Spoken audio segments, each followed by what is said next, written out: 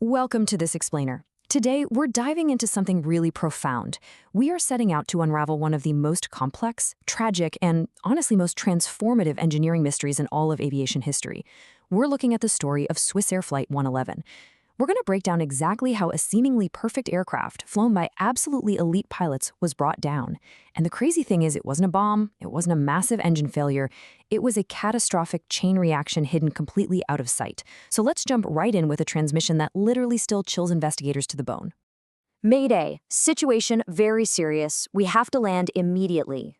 This frantic final call from First Officer Stephen Waddick at 1:24 a.m. pretty much tells you everything you need to know about the terrifying reality unfolding in the skies over the Atlantic. What started out as a completely routine, calm flight just suddenly degraded into an absolute fight for survival. But to understand how we even got to this desperate plea, we need to rewind a bit. That brings us to part one, takeoff and mysterious smoke. You see, the flight began peacefully, taking off from New York in the dark, early hours. And the first signs of trouble? They were incredibly subtle. To set the scene, we've got 229 souls on board this McDonnell Douglas MD-11, flying from JFK over to Geneva. At the controls, we have Captain Jim, logging over 10,000 flight hours, and First Officer Stephen, with nearly 5,000. These guys weren't rookies. Both were highly experienced former instructor pilots. They'd both even flown fighter jets in the military. They possessed immense technical knowledge. So we're talking about seasoned veterans who were about to face a totally unprecedented engineering failure. And the wild part? The root of that failure was actually tied to the plane's most hyped-up feature. This was a seriously advanced aircraft for its time. Swissair had just installed this state-of-the-art in-flight entertainment, or IFE system, behind every single seat. We are talking advanced touchscreens, live TV, internet access, and get this, even real money online casino gambling right from your seat. In 1998, that was literally futuristic. But as we're going to see, this massive reliance on electronic entertainment, which drew huge amounts of power through the aircraft's ceiling, would later turn into a massive clue for the investigators. So things go wrong with terrifying speed. At 1:10 a.m., the pilots notice an unusual smell. Naturally, they assume it's just a minor air conditioning hiccup. But just 4 minutes later, at 1:14 a.m., smoke is actually visible in the cockpit. By 1:20 a.m., they're frantically trying to dump fuel to lose weight for an emergency landing. And then, at 1:24 a.m., the autopilot just suddenly disconnects, systems start failing left and right, and they finally make that desperate mayday call.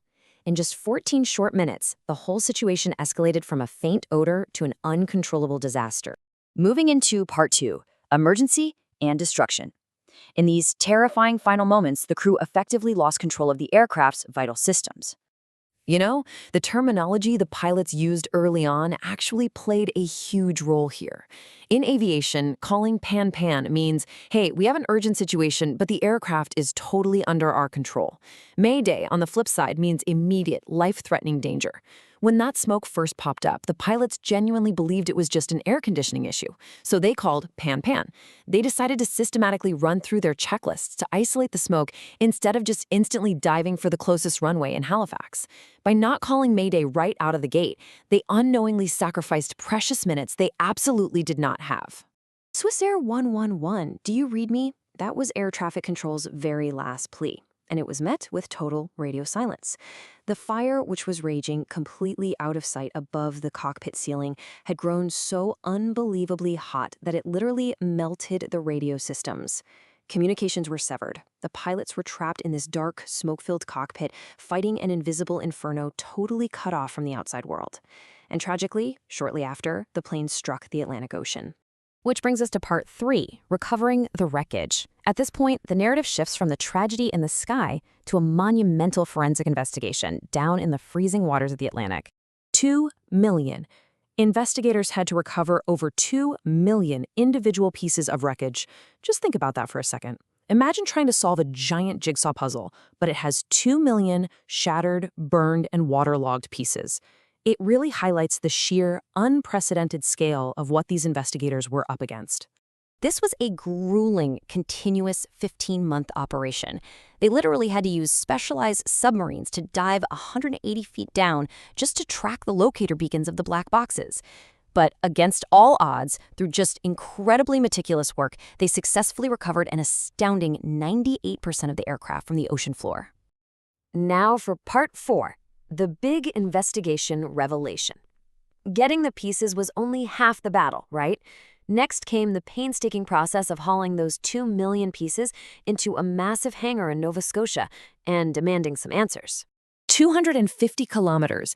That is the total length of the wiring inside this MD-11 aircraft. Because they suspected an electrical fire, investigators knew they had to examine these cables. But here's the catch. They weren't intact. They had to examine 250 kilometers of wire in tiny, chopped-up fragments, some just 10 to 100 centimeters long, sorting through them one by one. It's mind-boggling. But all that hard work paid off. Their breakthrough was incredibly precise.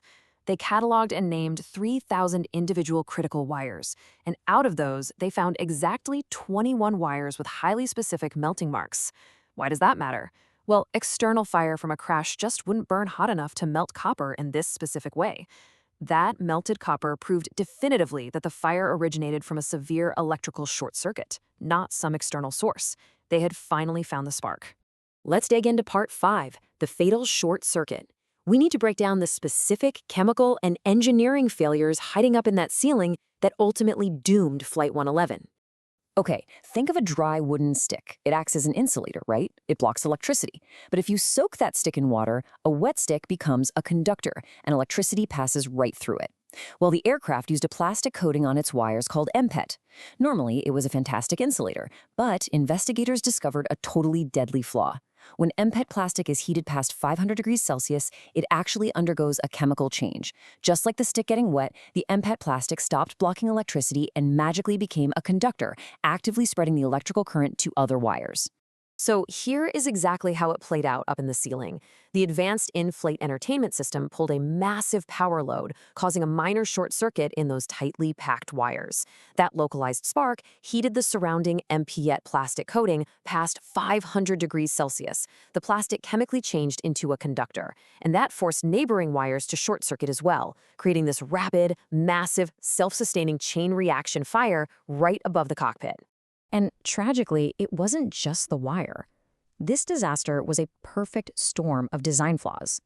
There were no fire alarms installed in those hidden overhead ceiling panels, so the fire just grew completely undetected. Even worse, when the pilots ran their smoke checklists, the plane's literal design meant they physically could not turn off the overhead air conditioning system. Because the AC system pumped fresh air, including pure oxygen blood straight from the engines, it acted like a giant bellows. It just continuously fed pure oxygen directly into the hidden flames, while the pilots sat there totally blind to the raging inferno just inches above their heads. Finally, part 6, changes in aviation rules. The heartbreaking loss of 229 lives forced the entire aviation industry to completely overhaul its safety standards. Systemic changes were rolled out to make absolutely sure this kind of tragedy could never happen again. Today, any unknown smoke in a cockpit immediately triggers a mayday and a diversion to the nearest airport. No more pan-pan for smoke. That highly flammable MPET insulation material completely banned worldwide. Aircraft are now required to have hard kill switches so pilots can instantly cut power to high-load systems like in-flight entertainment. And lastly, hidden cameras and sensors are now standard in blind spots like the ceiling, making sure crews never have to fight a hidden enemy again. So it leaves us with this thought. How can a single hidden wire and a misunderstood material completely change the course of aviation history? It is a really stark reminder of just how fragile complex engineering can be. Every time you step onto a modern airliner today and enjoy a safe, secure flight with all those advanced safety systems backing you up, you are actually experiencing the incredible, hard-won legacy of the Swissair Flight 111 investigation. Thank you so much for joining me for this explainer today. I really hope this deep dive has given you a whole new perspective on the skies above us.